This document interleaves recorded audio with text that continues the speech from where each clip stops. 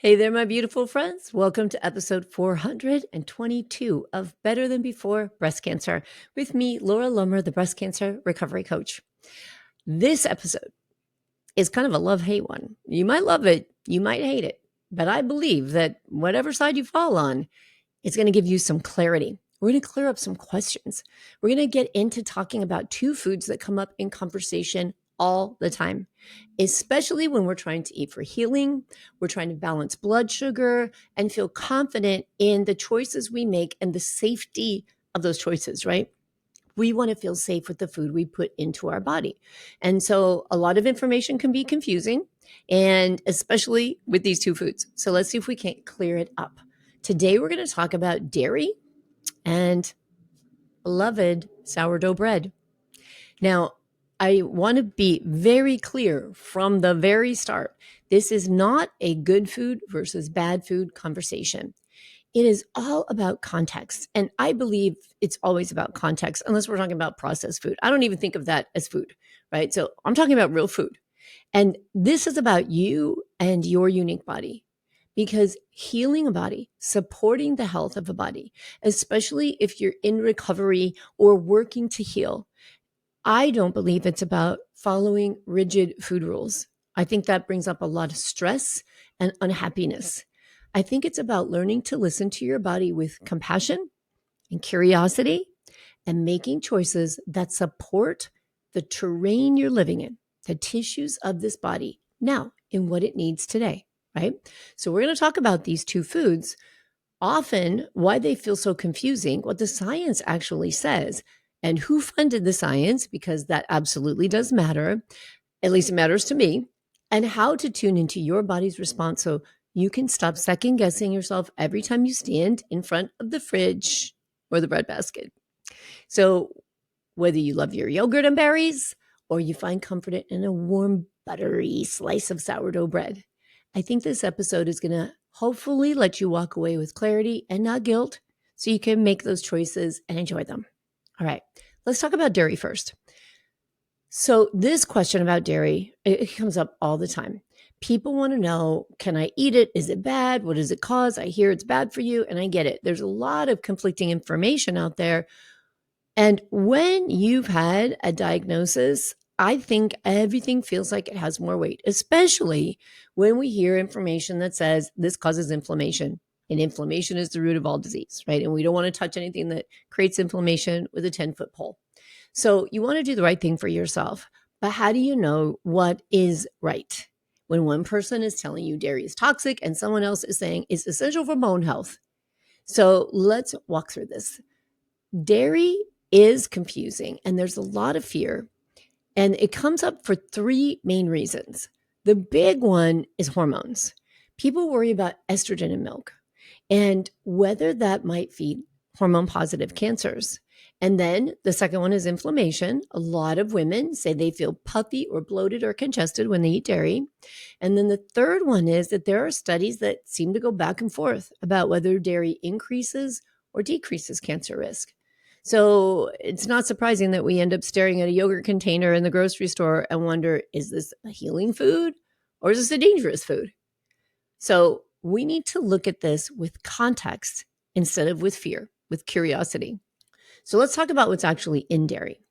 There's a mix of protein, mainly casein and whey. There's fats, which include some really helpful short chain fatty acids like butyrate, which is something that actually supports gut health. And there are minerals like calcium, potassium, phosphorus, and it can have D and K2 depending on the type of milk or if it's fortified. But the form of dairy you choose matters a lot. And there's a huge difference between a sugar-laden processed yogurt and a full-fat, grass-fed cultured yogurt. So just like there's a difference between a slice of American cheese and a wedge of raw sheep's milk cheese from a local farm. And cheese is a big deal, right? A lot of women come to me and say, I can't give up cheese. Please don't ask me to give up cheese. And so this information is important when it comes to enjoying what we eat. So here's where I think that the science helps us with this conversation. I found a 2017 meta-analysis. So that's the kind of study where they look at a bunch of studies and pull them all together to see what everybody found out. And this was published in the American Journal of Clinical Nutrition. It looked at the relationship between dairy and breast cancer. And what's important to know, remember I talked about who funded the studies, is that this study was not funded by the dairy industry.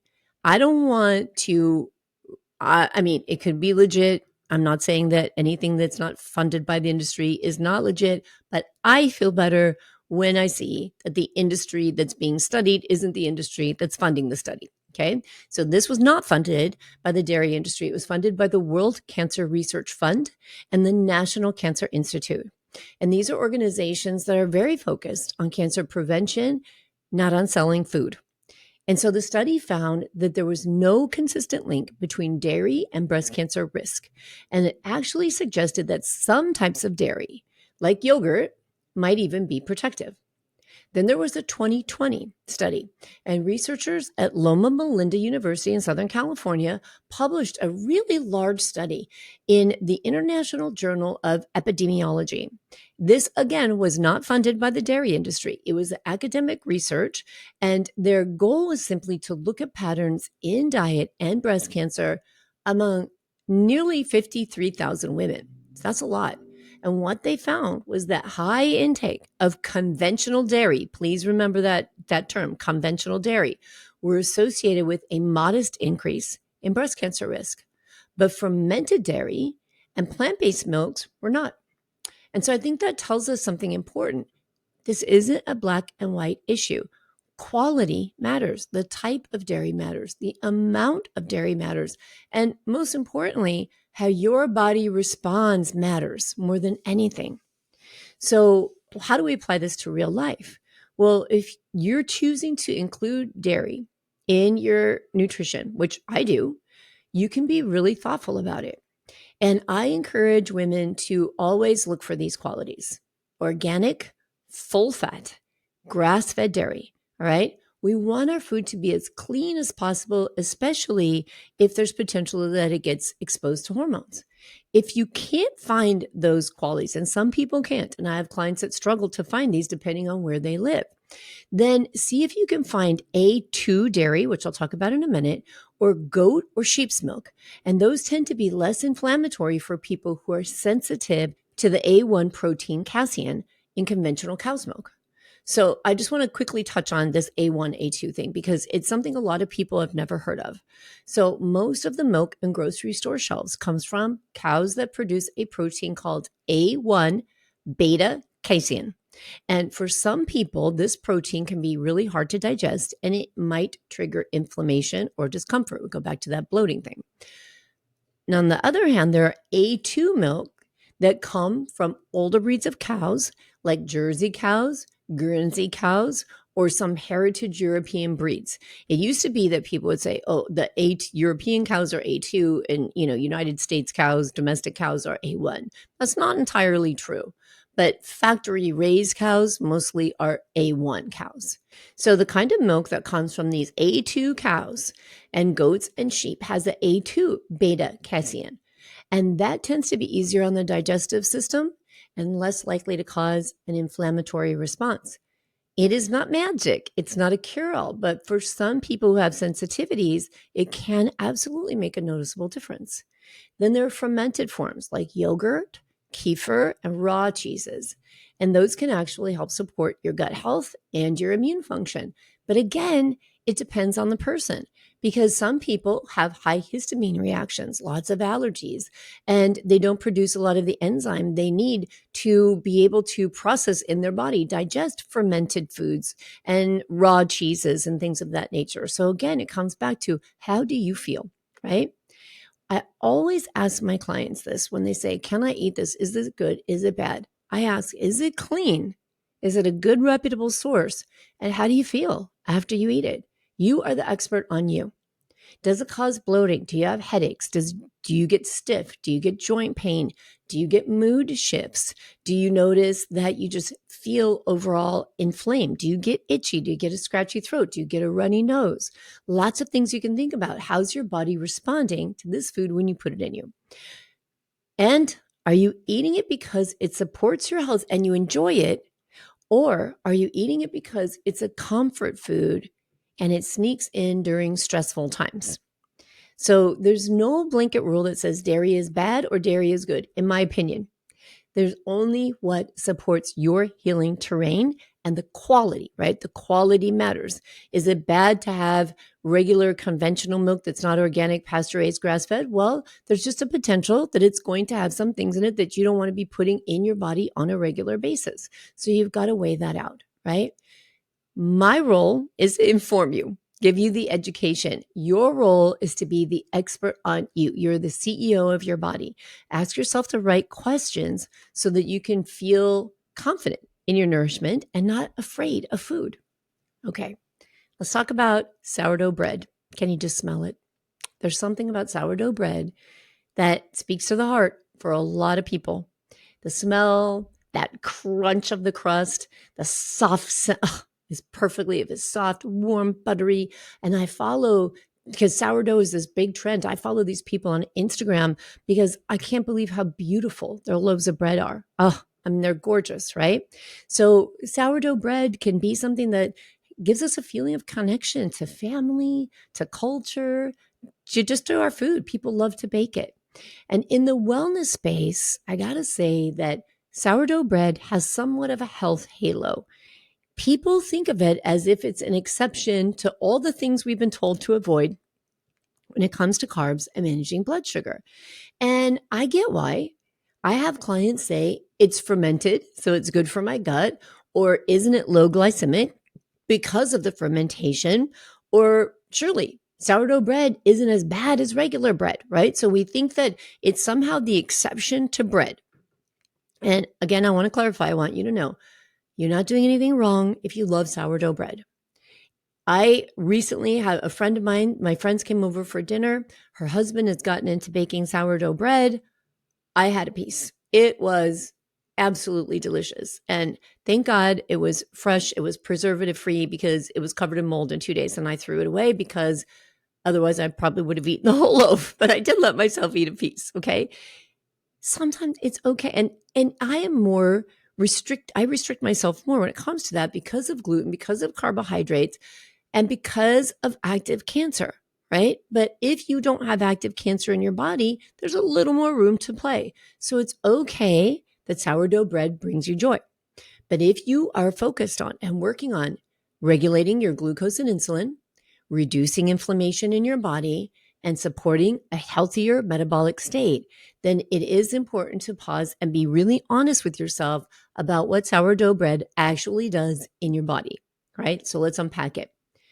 One, yes, sourdough is fermented. And yes, the fermentation process does break down some of the gluten and the phytic acid in bread, which can make it easier for people to digest. Okay, so that's a positive. It also slightly lowers the glycemic index of the bread compared to traditional white bread, which means that it may not spike your blood sugar as quickly. But here is the tricky part. Just because something has a lower glycemic index does not mean it's low in carbohydrates or that it supports stable blood sugar throughout the day. So sourdough bread still contains a significant amount of carbohydrates. And for people with insulin resistant, metabolic imbalances, blood sugar issues, or trying to restrict carbohydrates because they are in an active cancering state, even these gentler, so to speak, carbohydrates can cause spikes in blood sugar, especially if they're eaten alone or they're eaten in a large portion, right?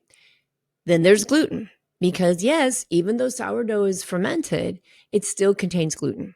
So the fermentation can reduce the gluten content a bit, but it does not eliminate it. And for some people, especially those with autoimmune conditions, leaky gut, IBS, chronic inflammation, gluten can definitely be a trigger. So gluten can stimulate the release of a protein called zonulin in the gut. And zonulin's job is to regulate the tight junctions in your intestinal wall. So you have cells in your intestinal wall. And zonulin is kind of like a gatekeeper for what gets into your bloodstream. So picture these cells are like bricks on a brick wall. Well, your brick wall here around your house is going to be covered with, I don't know if it's grout, cement, whatever you put the bricks together with. But think about it in your gut. These cells are together and they're tight, but there are some things that cause them to pull apart and gaps get created. So that allows things to get into your bloodstream that we don't want in our bloodstream. So when zonulin goes up, because we're consuming a lot of gluten-containing products, those gates, those cellular gates start to open wider than they should. And that leads to what's called intestinal permeability, or what we call leaky gut. This lets food particles, toxins, and bacteria slip into the bloodstream, and then the immune system sees that as a threat, and then that is where inflammation starts to ramp up. So you might have heard another common belief about bread. Toasting the bread lowers its carbohydrate content. So let's talk about that. The truth is, toasting does not reduce the carbs or the calories in a meaningful way. It mostly removes water and slightly alters the starch structure in the bread. Food science is a fascinating thing. But, and this is key, research shows that toast can produce a more gradual blood sugar response. So there was a 2008 study from Oxford Brookes University, and it measured blood sugar response and found that toasting white bread lowered the glucose spike by about 25%. And then freezing and toasting combined lowered it by nearly 40%. So what that means is that your blood sugar might rise more gently, but the bread is still delivering carbs and gluten remains intact. So could you have a slice of traditional, long fermented, wild yeast sourdough bread paired with a healthy fat, like a grass-fed butter and a protein, and gently toasted or frozen first and then toasted? Yes, that's a mindful approach to consuming it. But it is still a carb food and it still contains gluten and it still impacts blood sugar and gut health. Okay, so let's not kid ourselves, especially if it's something you turn to daily. So if bread is an emotional safe zone, whether it's sourdough or something else, it can still cause blood sugar instability, increased cravings. It can contribute to inflammation. So again, questions to ask yourself, things to consider. Are you choosing sourdough bread because it's genuinely nourishing to you, or because it feels like a loophole? It's got a health halo. When you eat it, does your body respond? Do you feel stable and energized? Or do you feel tired and foggy? I have to admit that even if it's delicious, homemade, fantastic, fresh sourdough bread, it leaves me needing a nap, right? I just know that I can't eat it, even though, as I just admitted, from time to time, I'll have a piece. So does it leave you feeling foggy? Does it tank your energy? Or do you find yourself hungry again very soon after eating sourdough bread? Is this food helping you move toward your goals that you've set for yourself, or is it pulling you away from them in a subtle and kind of sneaky way? Because our brain is really good about being sneaky about things that are delicious.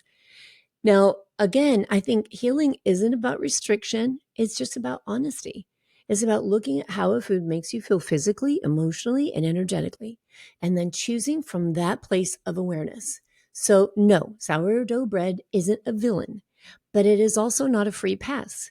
So you can experiment with small amounts, high quality fermentations with thoughtful pairings like a high quality butter or freezing or lightly toasting.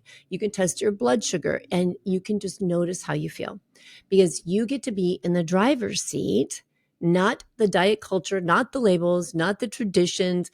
And be careful even buying the store-bought bread. Sometimes that is not made in the same methodology that home cooked sourdough bread is. And so you're not really getting even the fermented benefits of it, right? So I really say turn to a bakery or a friend who is into baking sourdough bread. We want to build a relationship with our food that is rooted in trust and joy.